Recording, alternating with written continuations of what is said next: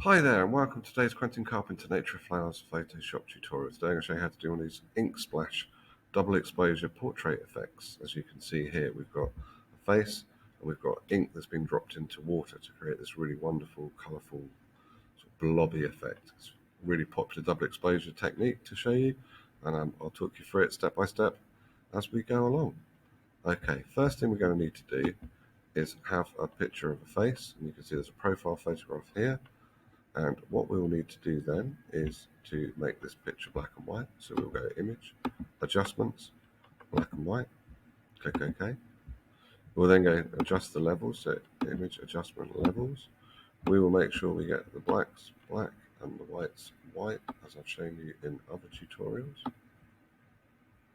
And so we've got a nice bit of definition here. Okay, once we're happy with that, we then need to find the picture with the splash. So we will look into our folder and find our picture with the splash. Ink splash somewhere. There it is. And click open. And you can see this is a glass where the ink has been dropped into water and the photograph has been taken for it to create this really cool sort of splodgy effect, which is what we're looking for. This was actually taken by one of my students in one of my lessons last week.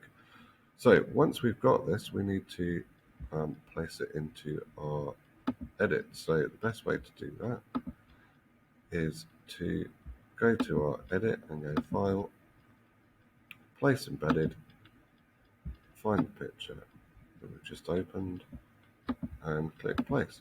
And you can see it comes in as a new layer, and we're going to move it over here slightly.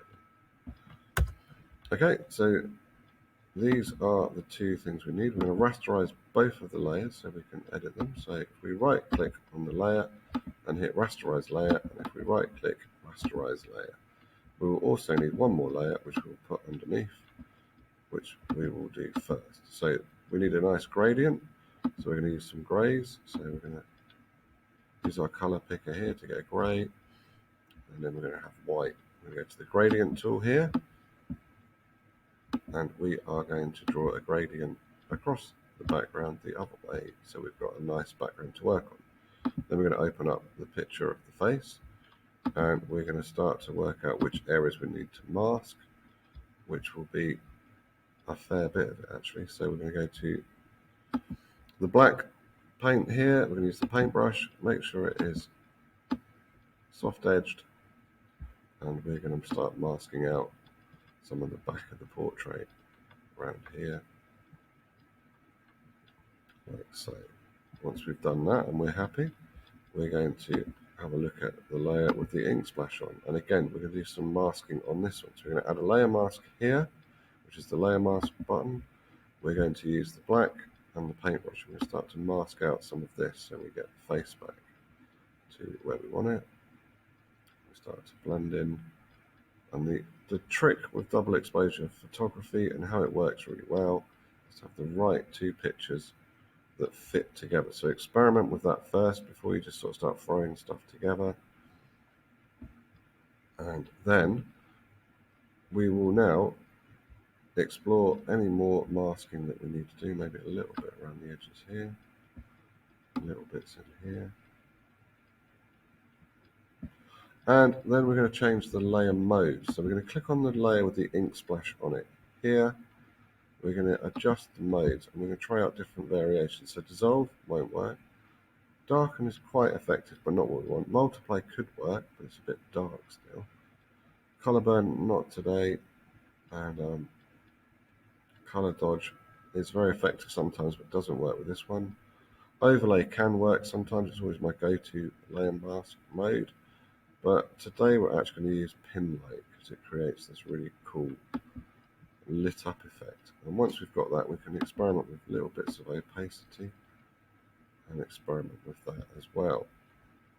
Now, when we have done this, we need to be on here. We can then experiment with adjusting the color balance and the hue and saturation. So first we're going to do is see how much saturation we're going to give it, how bright and dark we want it,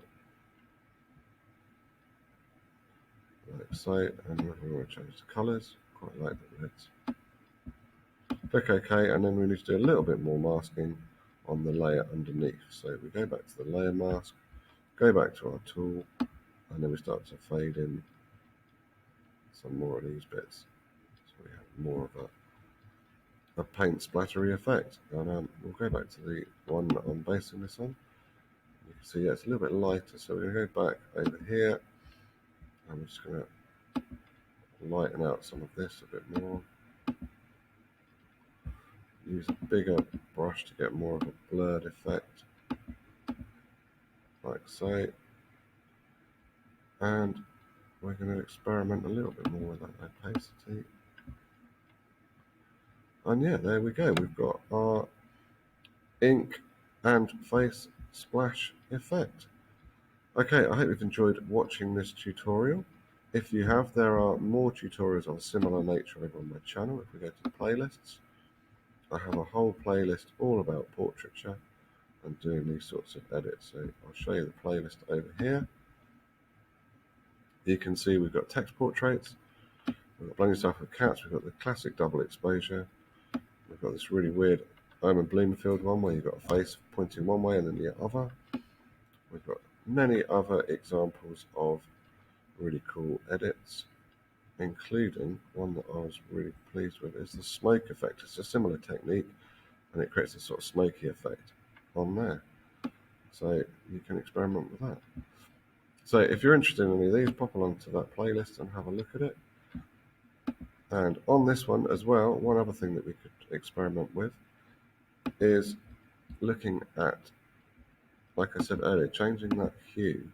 So if we go to the hue saturation, and we could try pink effects, which would be quite cool, or a blue effect, which again could be really quite effective, and we can lighten it up a bit, and again saturate it a little bit more. So you can see that just by changing the hue, we've got different versions of our edit, which are really exciting. So yeah, if you've enjoyed this tutorial, like I say, pop along to the channel, and I'll just take you back to the channel. So yeah, pop along to the channel, and tick that notification bell to be notified when I make new videos. Hit that subscribe button and leave comments below. That's it. Yeah, if you need any tutorials that I haven't covered in this one, please leave comments and I'll get back to you with different ideas that you might like to do. Okay, thanks for watching, and have a really good day and enjoy making these ink splash tutorials. Okay, bye.